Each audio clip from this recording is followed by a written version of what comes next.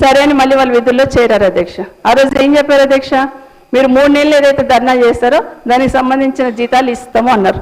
ఇవ్వండి అధ్యక్ష. ఇప్పుడు వరకు వాళ్ళకి ఆ 3 నెలల జీతాలు ఆపేశారు అధ్యక్ష. అసలే తక్కువ జీతాలు అధ్యక్ష.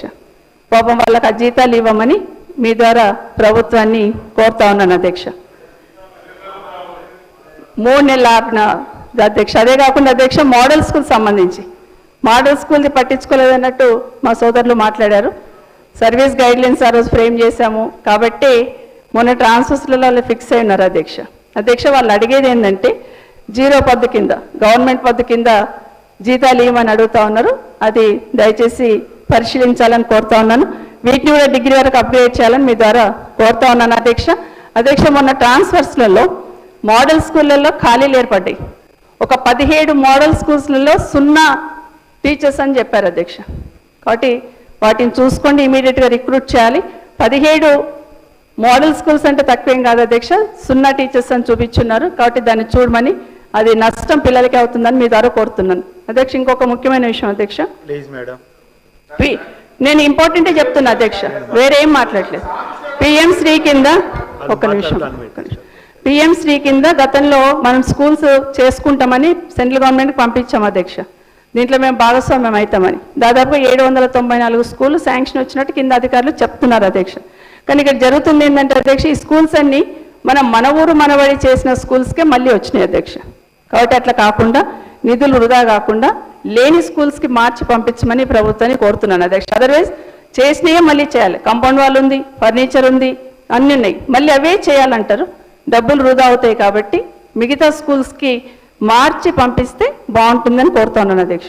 ఇంకొక మాట ఏం చెప్తున్నారు అధ్యక్ష, teachers promotions transfers. Yes, teacher promotions transfers చాలా రోజుల నుండి సమస్య ఉండి వాళ్ళందరినీ కూర్చోబెట్టి అధ్యక్ష, కనీసం ఒక 10 సార్లు కూర్చోబెట్టి మాట్లాడి ఉంటాం అధ్యక్ష. నేను గవర్నమెంట్ టీచర్స్ లోకల్ బాడీస్ మధ్యలో సమస్య, గవర్నమెంట్ టీచర్స్ పీఈటీల మధ్యలో సమస్య, ఇవన్నీ కూడా అందరినీ పిలిచి ప్రతి ఒక్కరిని పిలిచి మాట్లాడి, టీచర్ సంఘాలలో కూడా పిలిచి మాట్లాడి ఒక ఎక్సైజ్ చేసి ఇంకా చేద్దాము అని షెడ్యూల్ కూడా ఇచ్చేసి డిఎస్సి ఒక నిమిషం వినండి అధ్యక్ష, చేద్దామని ప్రపోజల్ పెట్టిన తర్వాత మళ్ళీ ఎవరో కోర్టుకు పోవడం అధ్యక్ష, స్టక్ అయింది. ఓకే, ఎలక్షన్స్ వచ్చినాయి, ఆగండి, మళ్ళీ ఎలక్షన్స్ వచ్చినాయి అధ్యక్ష. సరే అధ్యక్ష, ఈ ప్రభుత్వాన్ని చేసే అవకాశం వచ్చింది, సంతోషం. మరి ఓన్లీ టీచర్స్ వరకు ఎందుకు చేసి వదిలేసింది అధ్యక్ష? ఎంఈఓలను ఎందుకు చేయలేదు అధ్యక్ష? ఎందుకు కంక్లూజన్ రాలేదు? వాళ్ళకి ప్రమోషన్స్ ఇవ్వలేదు, ఎంఈఓలుగా ప్రమోషన్స్ ఇవ్వలేదు, దయచేసి చూసుకోండి. మరి వాళ్ళకి ఎందుకు ప్రమోషన్స్ ఇవ్వలేదు ఎంఈఓలకి? ఎందుకంటే లోకల్ బాడీస్ గవర్నమెంట్ టీచర్స్కి ఇబ్బంది ఉంది కాబట్టి ఎంఈఓలో ప్రమోషన్స్ ఇవ్వలేదు. దాన్ని కూడా చూడమని కోరుతా ఉన్నాను అధ్యక్ష. ఇక డిఎస్సి గురించి అధ్యక్ష, డిఎస్సి ఏమన్నారు అధ్యక్ష?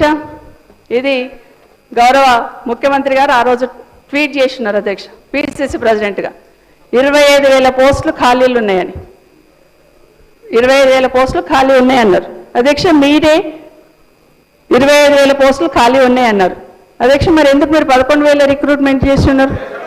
మిగతా ఎందుకు చేయలేదు? మిగతా ఖాళీలు ఎందుకు వదిలిపెట్టారు? బయట ఉన్నప్పుడు మాట్లాడినట్టు కాదు అధ్యక్ష. మీరు 25,000 పోస్టులు ఖాళీ ఉన్నాయన్నారు, రాగానే చేస్తామన్నారు కదండి. చెప్పండి వాళ్ళకి, మీరు